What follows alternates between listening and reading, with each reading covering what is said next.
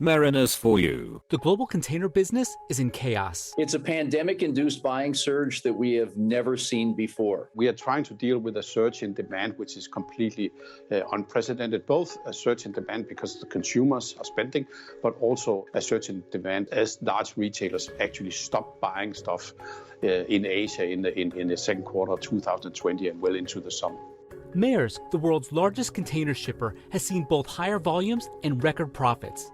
The Danish shipping firm, whose customers include Walmart and Nike, announced May 2021 first quarter revenue of $12.4 billion, a 30% increase from a year earlier. It is both a demand and a supply crisis at the moment. It's tighter now than it's ever been, and it's not looking to loosen up anytime soon. And there's really no quick fixes to this. And it's not just pandemic-era shopping, saturated ports, and COVID-related shutdowns that have impacted ocean carriers in recent years. Ships have also gotten bigger and place an even heavier burden on terminals and workers. When I say go to battle, we have a job to do. Sometimes ships come in, I couldn't tell you how many containers, maybe 10,000, maybe 15,000 containers on the ship. Maersk has a fleet of over 700 ships and handles 1 in every 5 containers shipped by sea. The company also owns terminals around the world and has a growing land-based logistics business. On average, a Maersk container ship calls on a port somewhere around the globe every 6 minutes. Like its competitors, the company has faced a series of obstacles ranging from the worldwide shortage of shipping containers to the blockage of the Suez Canal. So with vaccine rollouts in place in the US and consumer discretionary spending shifting towards services, will Maersk and its rivals be able to maintain their momentum? And what do bottlenecks at ports and higher freight rates mean for US consumers?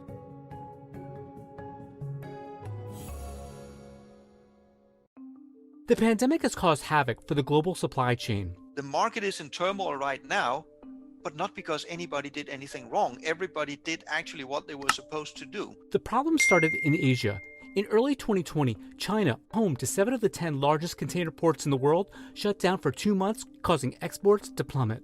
Facing a sharp drop in demand, ocean carriers slashed their operations. Maersk canceled sailings, increasing its idle ships by almost 10%, the highest number in 10 years. That makes sense. If there's no cargo to move, you obviously don't sail the ship either. We saw unprecedented levels of contraction in container demand.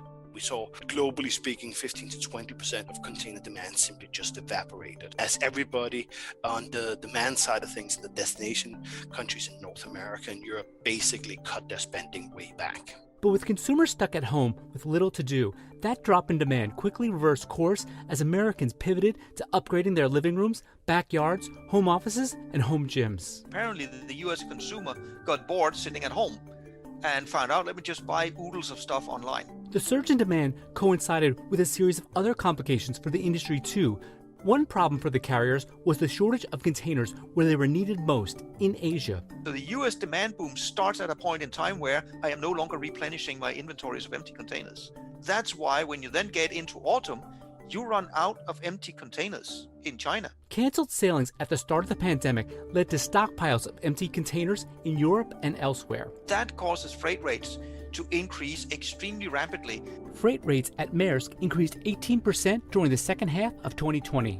Around the same time, ports were facing problems of their own, including surging demand, congestion, and COVID outbreaks.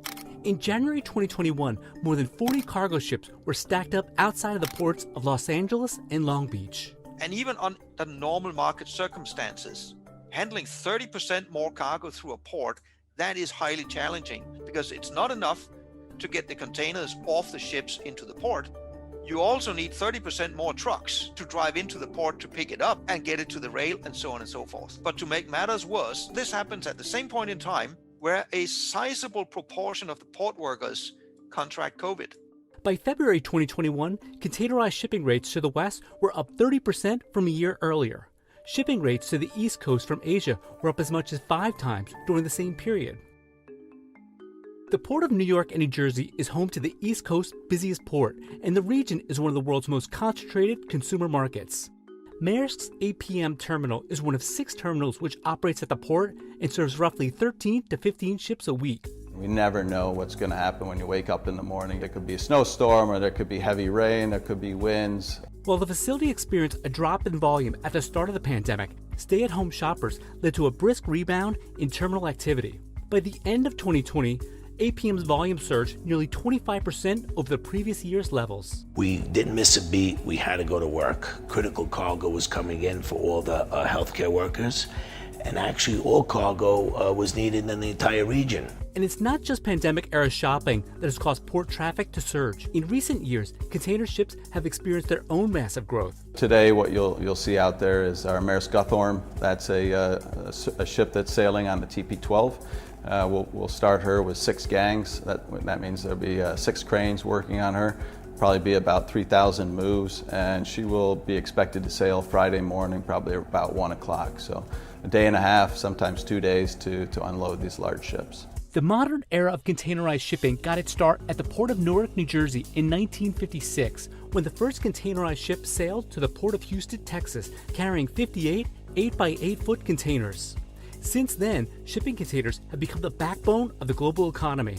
I think that, say the whole boom that we've had in, you can say, consumer goods shipments has been possible because of the container ship. Maersk got its start in containers in 1975, and by 2013 was sailing what was then the largest ship in the world, the Maersk McKinney Muller, with a capacity of more than 18,000 20-foot containers. The ship stands at 1,312 feet long, roughly the size of the Empire State Building. According to international shippers, a 20-foot storage container can hold more than 14,000 bottles of wine, about 100 washing machines, or about 48,000 bananas. Ramon Leake is a longshoreman crane operator whose job is to offload containers from the giant vessels. Right now, we're discharging the ship. We started out with 134 boxes here. We're going to clear the entire deck. There is not enough capacity in the world right now. Every conceivable ship that can sail is already sailing.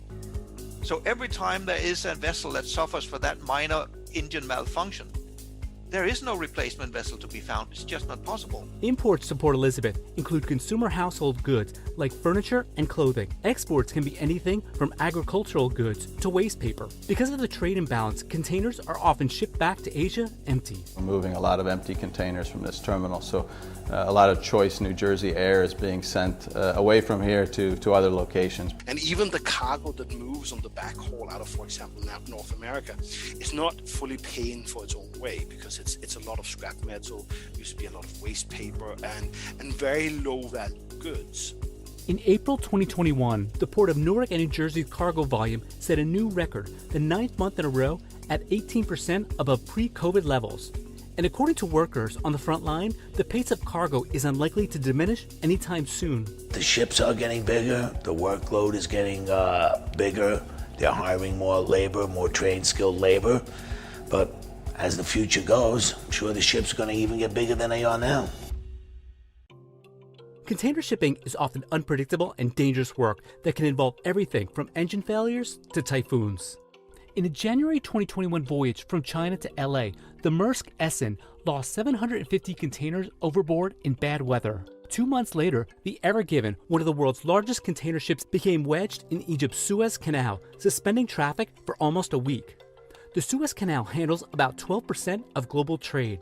Then in June, surging COVID cases in southern China caused massive delays at ports there. But it was consumer spending and higher freight rates that might have had the largest impact on the world's biggest shipping container companies, including Swiss-based Mediterranean Shipping Company, French-based CGM, Costco Shipping Lines out of China, and of course, Maersk. According to consulting group Sea Intelligence, the 11 largest shipping container companies saw a record $13.3 billion in operating profits in the second half of 2020. Cargo owners right now getting the worst ever service at the absolute ever highest prices seen, which of course is not going to be fun trying to explain to your boss if you're the logistics chief at some big importer why suddenly the department we never cared about is about to bankrupt us. Maersk had some of the biggest gains. In the first quarter of 2021, revenue rose 30% to $12.4 billion from the year prior, driven by a 31% increase in its ocean business. Maersk reported 2020 revenue of $39.7 billion. Its ocean business, which includes transporting containers, had revenue of $29 billion. Its land-based logistics and services business had revenue of $6.9 billion. Its terminals and towage, which includes port activities and offshore towing, had sales of $3.8 billion. And its manufacturing, which includes making refrigerated containers, had revenue of $1.2 billion. The company also reported $1.4 billion in unallocated activities and eliminations. While container shipping, which accounted for 73% of 2020 revenue, will continue to be a focus for the company, its pivot to land-based services like warehouses and last-mile delivery could be the company's growth engine in the years to come. In the first quarter of 2021, Maersk's logistics and services business jumped 42% from the year earlier. We really see that logistics is not just only ocean shipping. You know, the customer is only happy when they get the things, you know, from production line until the store, essentially. The caveat here is it's not the first time a container line is trying it. It's not the first time Maersk is doing this. Being able to offer your customers an end-to-end solution, both on sea and on land and in air, really could put Maersk ahead of the pack. Looking at their strategy, they think they are on the right path, but they are facing some large challenges. One of them being that a lot of their customers are also providing these solutions. So they could end up in a situation where their customers are also their competitors. Maersk is also making moves to reduce its carbon footprint. The Danish firm announced it will launch a carbon-neutral vessel by 2023, 7 years ahead of schedule. But what does the chaos in shipping and higher freight rates mean for consumers? So you have this extremely interesting situation where, as a consumer, you are not going to be majorly affected by this.